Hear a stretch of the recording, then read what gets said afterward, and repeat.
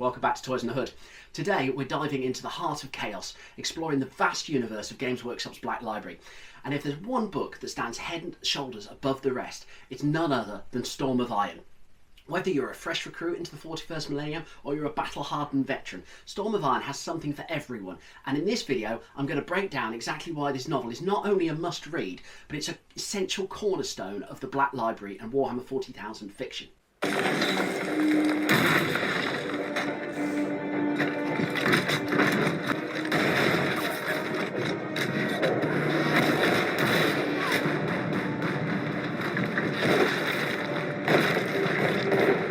This is my copy of Storm of Iron. It was first released in July 2002, but it's been reprinted several times since in several different editions. So firstly, 22 years old this book is now. First released in 2002, then in 2007 it was reprinted. 2008 it was re-released, and at that point it had gained an extra 100 pages somewhere along the lines. I think some extra short stories were put in. Then it was re-released again in 2012 as part of the Iron Warriors Omnibus. Then in 2019 in the Iron Warriors Complete Honsu Omnibus, which was pretty much quickly rendered incomplete, as in 2021 they released this really nice limited edition version. I think limited to 1,250 copies, and that had 2 exclusive stories featuring Honsu from Graham McNeil. And then in 2023 we got this lovely hardcover version as well. Oh, and before I talk too much about the actual books and stories, I'll add in a bit about spoilers. The first part I'm going to try to keep spoiler-free, but I'm going to let loose in the second part. So, be warned. Why do I think Storm of Iron is so good? Well, one of the main things, I think it's perfect for both beginners and veteran players alike. It's a great way of getting started with the Warhammer 40,000 novels and universe. So, here's why. The plot is engaging and accessible. It's also not overly complicated. Newcomers won't find themselves drowning in lore. The story eases you into the grim darkness. It makes it a really good starting point for Warhammer 40,000. In fact, I think anyone who just wants to read a sci-fi novel, could pick up this book and they'll enjoy it, and they won't have to know about Warhammer 40,000. It also makes it great for you if you want to get your friends into Warhammer 40,000. Start them with this book. Think of it as our gateway drug. So, to begin with, it's Guardsmen versus Chaos Space Marines. Then they very quickly add in Titans, so towering war machines, and the Adeptus Mechanicus, the engineers, basically behind the Imperium and the Empire. And it doesn't just drop these in, it's quite a convincing escalation as the battle goes on. Then some other things happen. I'll talk about them more in the spoilers. And there's stuff for veterans, so don't tune out yet if you know this story. So Storm of Iron is not just the gateway drug, it's a deep dive into the heart of chaos. It offers layers of lore that seasoned players will appreciate. Graham McNeil really knows his stuff. He gives us insights into the minds of Chaos Space Marines, Imperial Guard, and everything in between. There's some incredible characters. From the Iron Warriors warsmith, Honsu, who has risen up the ranks despite being despised by his fellow Chaos Space Marines for being a half-blood, to the, that's very Terry Pratchett, isn't it? It's not half-blood, it's a half-breed. To the brave defenders of Hydra Caudatus, where our scene is set, each character has meticulously crafted. You'll find yourself empathising with the most unlikely of individuals, really questioning kind of what makes a hero, and indeed, who are the villains. Again, more stuff in the spoilers on this, but these characters get a lot of other Black Library books as well. In fact, the Ultramarine series of books regularly crosses over with the Iron Warriors series. Graham McNeil is also a fantastic author. His vivid descriptions will really paint a cinematic picture in your mind. You'll feel the crunch of the earth under armoured boots, smell the acrid stench of lasgun fire, and you'll hear the thunderous roar of chaos engines. It's more than a book, it's like a sensory experience.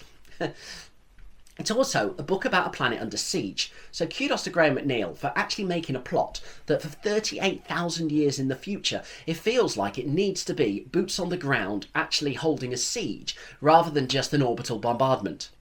I say we take off and nuke the entire site from orbit. It's the only way to be sure. Sieges also make for great stories. You can see Gaunt's Ghost Necropolis is a fantastic example. There's the Trojan War, and pretty much any novel by David Gemmell. It shows how interesting sieges can be. And in fact, this very much feels like Legend. Legend is a David Gemmell novel where Drust the Legend, who is this incredible hero, but he's now in his 60s, 70s, comes out of retirement, essentially, to lead one last defence of Dros Delnoch, which is this mighty fortress. In fact, Graham McNeil, he won a David Gemmell Award in 2010 for his book Empire. That was about the founding of the Empire in the Warhammer Old World, about Sigmar rising up and uniting all of the human tribes at the time. Probably really worth a read now, actually, because Warhammer the Old World is incredibly popular, and this is setting the scene for that. Sieges also make for incredibly tense stories. Storm of Iron doesn't just bring the hammer down, it hammers you with relentless tension. The Siege of Hydra Cordas is a masterpiece of chaos and carnage, and it will keep you on the seat with every turn of the page. One of the best things is it's a series of battles. Now this matters, because this is a book. All Warhammer 40,000 books are books about war games. You can shove your eyes and horns. I'm not interested in the social lives of the 41st millennium. After all, in the grim darkness of the far future, there is only war. That's what I want when I read a Warhammer novel. I'm looking for inspiration for my future games, and Storm of Iron delivers it. In fact, it's a real shame, thinking about it, that there's not like a campaign book that accompanies this with a series of games you can play, because I really think you could reenact this book on the tabletop and have the best time of your life.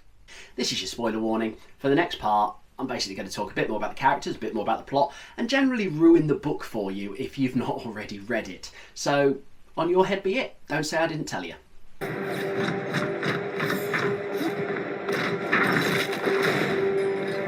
Have you ever seen Lord of the Rings: The Two Towers? This book basically echoes a lot of it, especially Helm's Deep. What made Two Towers great, the Siege of Helm's Deep, is the highs and the lows, and those highs and lows are in Storm of Iron. You get a devastating attack at the beginning where the Iron Warriors just capture Tor Christo. They're basically just steamrolling over the Imperial Guard, over the Titan Legions. But then there's relief as Space Marines turn up, the Imperial Fists turn up, they're able to hold off the Iron Warriors. They actually manage to use a torpedo that would normally be used to cripple starships to destroy the newly captured Tor Christo, taking thousands of Iron Warriors' lives with them. You really think, there's these moments you think the battle is going to turn, it's brilliant. You then think maybe the Imperial Guard can help out, maybe Gandalf and the Riders of Rohan will turn up over the crest of the hill and save the day. But of course they don't. It's devastating when you realise that that's happened. You know, there's 20 pages left in the book, I think, and you realise that help is not coming. The book escalates really well. You're first introduced to the Imperial Guard, then as you settle with them, the Iron Warriors turn up, then the Titan Legions, then the Adeptus Mechanicus. Eventually, some Space Marines turn up in the Imperial Fists. This is a chapter of Space Marines that is so good at Space Marining that they can turn up to battle in yellow armour and it doesn't faze them at all. I mean, in this case, maybe they shouldn't have, and they should have put a bit more thought in it. But on the whole, Imperial Fists are pretty great. And while this is all going on, there's lots of chaos shenanigans. There's an Avatar of Khorne turns up. There's obliterators. There's chaos sorcerers. There's all this stuff. And it's all in the background. It's not the main thing. And it all works. But the way it's given to you, you're given an idea. You're allowed to let it settle before you move on to the next one. And then all these factions as well, they have some really great agendas, which allows for some really great plot twists. And some of these plot twists, of course, are betrayals. And they're incredible. There's a really blatant one by an Admech who's on the side to chaos and has been all along. But then the Admech themselves, the ones that aren't chaotic, well, let's be honest, they're still dicks. They're inhuman. They collapsed the escape tunnels at one point, killing thousands and thousands of Imperial Guard. And this is just after we've watched the Imperial Guard leader sacrifice himself in order to stop the Iron Warriors taking, I think it's Tor Christo that he's guarding. You watch this glorious sacrifice and it's just stolen from you because of the Adeptus Mechanicus. Forget about the Iron Warriors. I don't think they're the big bad guys in this. And then the Adeptus Mechanicus as well. I mean, okay, the Iron Warriors are going to wipe out this generation of Guardsmen. The Adeptus Mechanicus have been doing it for years. They've been feeding the Guardsmen radioactive pills so that the Guardsmen die off before they actually get the chance to learn the secrets of what the Adeptus Mechanicus are guarding. I mean, this is a real deep look into the kind of the nastiness of the Imperium. You know, people's just different factions' agenda. Remember, the Adeptus Mechanicus are on the same side as the Imperial Guard, but actually they do more damage to the Imperial Guard in the scale of things than the Iron Warriors do. We get to see how the Iron Warriors conduct their sieges. Probably the nastiest, but also one of the best scenes, is they use prisoners that they've taken from the spaceport where they've landed, and they use those, they send them into battle, and they're basically sacrificial rangefinders, so they can gauge while they'll need to build the trenches by seeing where the guns on the walls can't reach. I I mean, it's a perfect solution in a way. It takes care of those prisoners. You don't have to worry about housing them or anything like that. Costs the enemy resources. And let's be fair, morally, I mean, God, morally rather, well, it is morally questionable, but also the morale of the guards. Can you imagine just, yeah, they've just killed their own friends. I mean, this is a really savage way of conducting siege warfare. But then the Iron Warriors have had more than 10,000 years to get the hang of it. Then to cap it all off, the bad guys win. It's a Pyrrhic victory at best. The Warsmith becomes a demon prince, kind of achieving his goals, ascending to be a demon prince. I'm never sure if that's quite the best award that you get. But then he disappears, and he leaves Honshu in charge. Well, not that Honsu's in charge of much at the end of this. I mean, most of his the other Space Marines are dead, most of the commanders. In fact, almost everyone's dead. But they do get the gene seed, the Imperial Fist gene seed, that the Adeptus Mechanicus were fighting so desperately to keep. Which I thought was one hell of a twist. I wasn't really expecting that. You spend ages wondering why they're laying this siege. And, why do you have to go in there on foot? Why can't you just nuke this place? But it turns out, well, they really, really want this, and they need it intact. And of course, this means that much as the Imperial Fist's entire fate of the chapter is at stake, so are the Iron Warriors. They need the new gene seed to be able to grow new Iron Warriors. The Titan Dies Irae, which is Latin for Day of Wrath, this has been destroyed. Now, not only does this suck for the Iron Warriors, because Dies Irae is a... I've probably pronounced that wrong, but he's an Imperator Titan.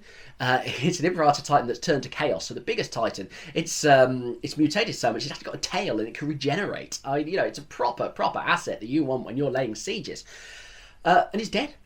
But not only is it an awesome Titan, it was also so symbolic. It's the first Titan to breach the Imperial Palace in the Siege of Terror, which was 10,000 years earlier. Admittedly, this book was released 4 years ahead of the Horus Heresy, but I think that's part of the brilliance, how coming forward, later books tie in with this one. And that's what makes it a real linchpin to other Warhammer 40,000 novels and works. Honshu's tale continues in another book, Iron Within, where he's the main character, but he also serves as the kind of antagonist to Uriel Ventris, who's an Ultramarine captain who stars in Graham McNeil's Ultramarine series. In fact, these novels and short stories kind of take turns in which characters they're featuring as they go through it. In fact, what I'll do is I'll link in the comment, I'll put a link into a website that tells you the reading order of these books. There's a lot of them. Julius Hawk, this is Guardsman Hawk throughout the novel. He starts off as a known troublemaker. He's a drunkard. He's a real failure of a guardsman, but he actually tilts the balance of power in the whole fight. He manages to fire an orbital torpedo with the help of some AdMech and a lot of guardsmen distracting the Iron Warriors, but he fires it into the main base, kills at least 3 Warlord Titans, millions of rounds of ammo, nearly destroys all of the demon engines, and undoes, well, many weeks of siege work. And he also manages to sort of single-handedly, if a bit indirectly, kill a Chaos Space Marine. Now, he's in other books as well. He's in the Forges of Mars series of books. I've not read those. Those are next on my list. Maybe that'll be my next video. We'll see. The Avatar of Cain. This started out as one of the leaders of the Iron Warriors, but one of the slaves, one of the guardsmen who is sent to their death in the initial charge, but somehow she survives. She actually kind of puts on this armour and becomes the Avatar of Khorne. She'll later turn up in Dead Sky Black Sun. This is another Ultramarine novel that also features Honshu. Okay, a lot of the other characters are in fact dead. It's hard to tie the other ones in there, but there's obviously a lot going on, and this book fits really, really nicely into the Imperium and the worlds of Warhammer 40,000. There's a couple of bits that I'm not so keen on. The Avatar of Khorne that I've just talked about, I'm not a big fan of that. It feels a bit weird, especially Iron Warriors don't really embrace demons that much, like specific of the chaos powers, so suddenly you've got a Khorne fan. Although I guess it makes sense, he is bloodthirsty for the whole thing, but I don't know, that bit for me was just a bit and then there's one point where Honshu berates some Chaos Space Marines for sort of making like rookie mistakes. These guys have been fighting for 10,000 years. I don't know, I don't get Chaos Space Marines making mistakes that simple, but I mean, those are literally the only two things I can think of that I was even slightly like raised an eyebrow to when I was reading this book, and that's me being a bit picky. From the initial attack of the Iron Warriors to the last defiant hold of the Imperials, this whole book, feels like a slow burn. You see the forces of chaos, see how they choke the life out of inferior foes before taking their prize. So with the story of a simple siege in mind, what really makes this great are the plot threads, characters' actions that kind of are created and branch off at the beginnings to finally come together. There's this incredible climax where everyone virtually dies. So that's my thoughts on Storm of Iron. I really love it. It's one of the best, if not the best, Warhammer 40,000 novel. To think it's so old, and I've not read anything that's really surpassed it. So if you've already experienced the Storm, if you've read Storm of Iron, then let me know your thoughts on it in the comments below. If you haven't, well, if you've just watched the spoilers, well, it's an enjoyable ride anyway. Read it. You know, I say this is the 4th time I've read this book. I absolutely love it. Get yourself stuck in, give it a read. And then don't forget, of course, to like, subscribe, hit the subscribe icon in, I can't remember which corner it's in. Keep following me. I'm Steve at Toys in the Hood. I've got loads more videos. I've got loads more books to talk about, which will be in the form of videos as I look at other Black Library novels. We've got Warhammer 40,000 rulebooks going back years to go through, and then some other roleplay games as well. Mort Borg, the Alien roleplay game, Vast Grim, which is a roleplay game set in a grim setting in the future. Feels a bit like it might be 40k. There's loads of ideas I've got planned, so please, you know, keep watching. And thanks for your time, and until the next time, may the Emperor protect.